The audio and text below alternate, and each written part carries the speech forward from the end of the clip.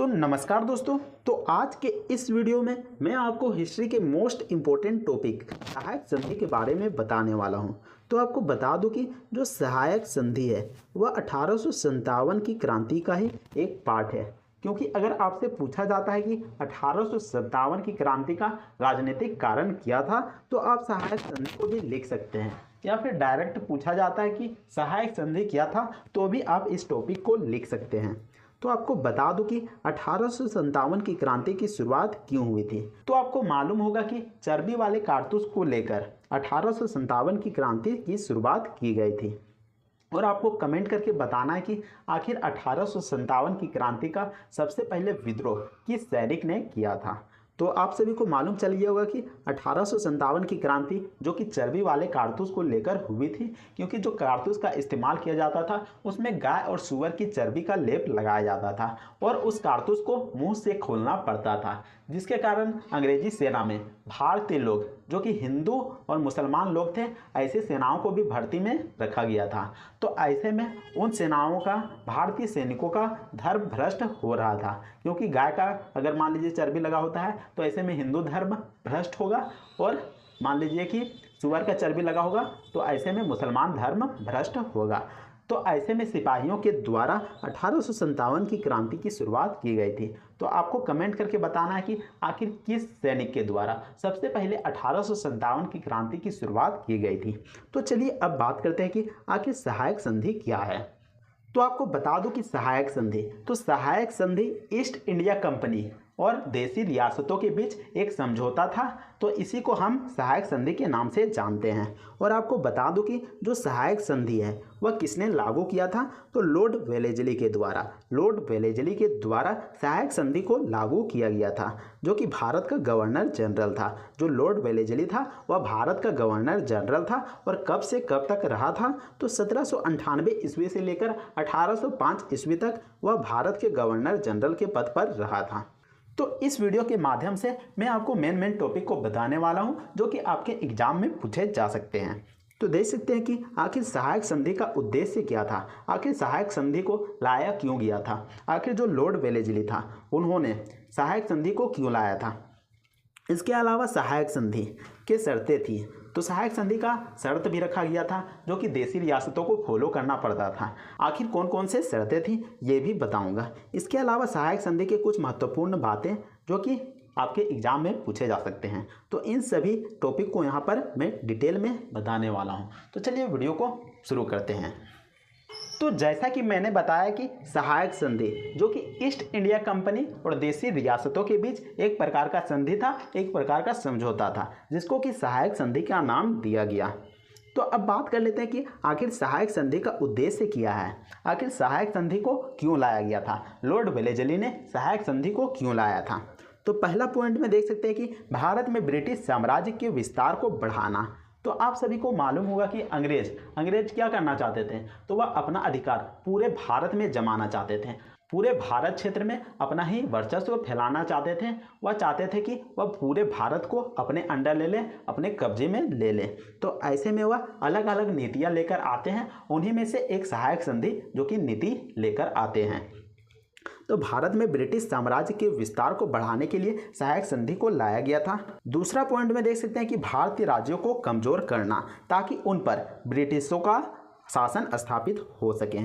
तो अंग्रेज क्या करना चाहते थे, वे चाहते थे किसी न किसी तरीके से भारतीय लोगों को कमज़ोर कर दिया जाए, चाहे वह लड़वा के किया जाए, यानी कि आपस में ही लड़वा दिया जाए। मान लीजिए कि दो जाति हो गया, तो दोनों जाति को आपस में लड़वा दिया जाता था। आपने अक्सर कहानी में सुना होगा या फिर रियलिटी देखा होगा कि किस तरीके से लोगों में मतभेद होता है, किस तरीके से यहाँ पर एक व्यक्ति दूसरे व्यक्ति का प्रोग्रेस या फिर सक्सेस नहीं देख पाता है। मान लीजिए कि दो भाई हैं, एक भाई को राजा बना दिया जाता है, तो दूसरा भाई सोचता है कि आखिर मुझे राजा क्यों नहीं बनाया जाए, मैं भी तो उसके लायक था।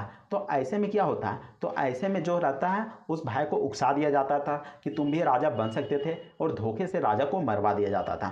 तो इस तरीके से छल कपट के जरिए भारतीय राज्यों को पूरा कमज़ोर कर दिया गया, और ब्रिटिश अपना साम्राज्य को स्थापित कर पाएँ और ब्रिटिश अपना अधिकार जमा पाएँ।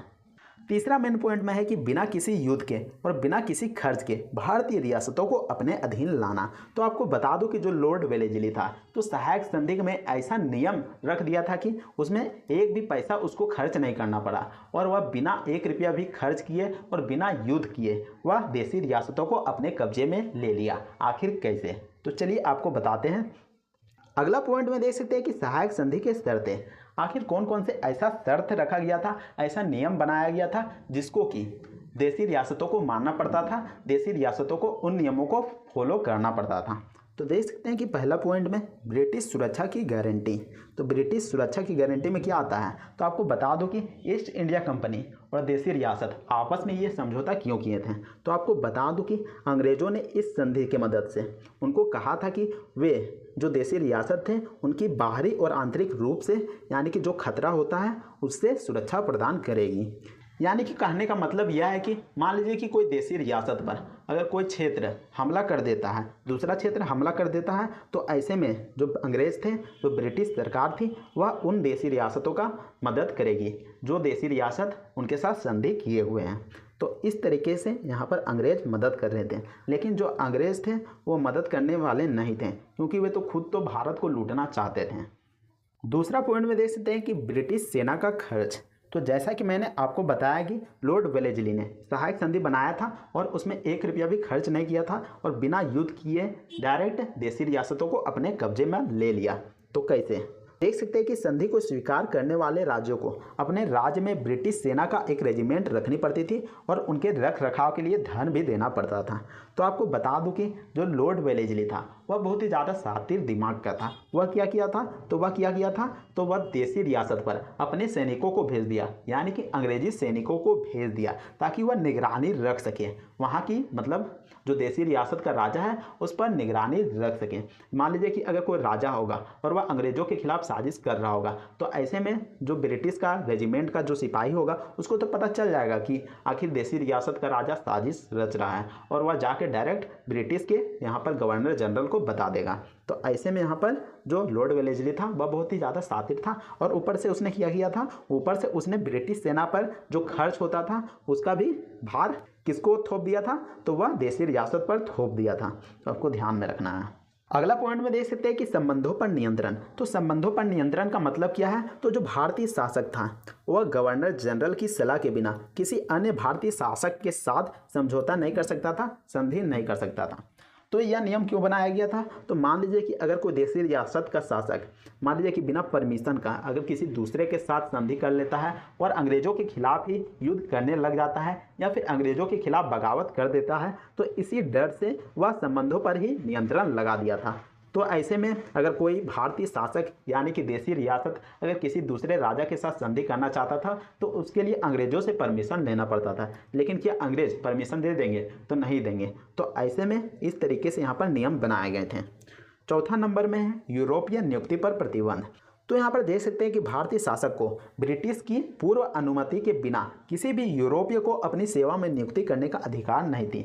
तो यहाँ पर इसका मतलब हो गया कि भारतीय शासक अगर किसी यूरोपीय लोग को अपना सेवा में अगर नियुक्त करना चाहता है यानी कि नौकरी पर रखना चाहता है तो उसके लिए ब्रिटिश से परमिशन लेनी पड़ती थी, अंग्रेजी सरकार से अनुमति लेनी पड़ती थी, तब जाकर वह यूरोपीय को अपनी सेवा पर लगा सकता था या फिर रख सकता था। तो इन नियम और शर्तों की मदद से बिना युद्ध किए और बिना 1 रुपया खर्च किए जो लॉर्ड वेलेस्ली था वह डायरेक्ट देशी रियासतों पर कब्जा कर पाया। इसके अलावा यहाँ पर देख सकते हैं कि सहायक संधि की कुछ महत्वपूर्ण बातें भी हैं जो कि आपके एग्जाम में पूछे जा सकते हैं। तो देख सकते हैं कि सहायक संधि, जो सहायक संधि शब्द है उसका सबसे पहली बार प्रयोग किसने किया था, तो फ्रांसीसी गवर्नर जनरल जो कि मार्क्विस डुप्लेक्स था, तो उसके द्वारा सहायक संधि वर्ड का इस्तेमाल किया गया था। लेकिन जो सहायक संधि है वह लागू किसके द्वारा किया गया था, व्यवस्थित रूप से लागू किसके द्वारा किया गया था, तो वह लॉर्ड वेलेस्ली के द्वारा किया गया था। तो यहाँ पर आपको कंफ्यूज नहीं होना है कि आखिर सहायक संधि शब्द का प्रयोग पहली बार किसने किया था और लागू किसने किया था, तो यहाँ पर कंफ्यूज नहीं होना है। अगला पॉइंट में देख सकते हैं कि हैदराबाद के निजाम ने, तो हैदराबाद का जो शासक था निजाम, उसने सबसे पहले सहायक संधि को स्वीकार किया था। तो अगर क्वेश्चन में पूछा जाता है कि सबसे पहले सहायक संधि को स्वीकार करने वाला शासक कौन था या फिर कहाँ से था, तो इसका जवाब हो जाएगा हैदराबाद के निजाम के द्वारा सबसे पहले सहायक संधि को स्वीकारा गया था। अगला पॉइंट में देख सकते हैं कि हैदराबाद के बाद मैसूर, तंजौर, अवध, पेशवा बाजीराव द्वितीय, सिंधिया, भोसले और होलकर जैसे अन्य क्षेत्र भी सहायक संधि को स्वीकारा था। तो इन सभी पॉइंट को आपको ध्यान में रखना है। तो उम्मीद करते हैं कि आपको यह वीडियो पसंद आया होगा। अगर वीडियो पसंद आता है तो वीडियो को लाइक कीजिएगा और चैनल को भी सब्सक्राइब जरूर कर लीजिएगा। इसके अलावा कौन से टॉपिक में आपको वीडियो चाहिए कमेंट करके हमें बता सकते हैं।